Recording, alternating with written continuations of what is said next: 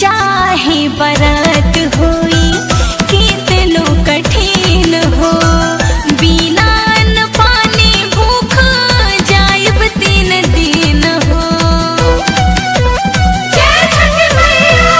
एक तो में दूबर पातर बट तोहर देहिया, पहुँचे ना पैबू घाटे दूर बाटे रहिया। सह जाइब कतनो होई ससतिया ना, सह जाइब कतनो होई ससतिया ना। ए भौजी भूखे न पैबू, भूखे न पैबू, भूखे न पैबू। ए भौजी भूखे न पैबू छठी के बरतिया ना। ए भौजी भूखे न पैबू छठी के बरतिया ना।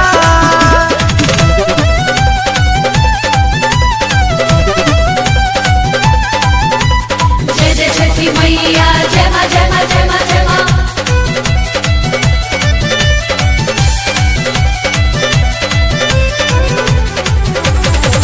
छठी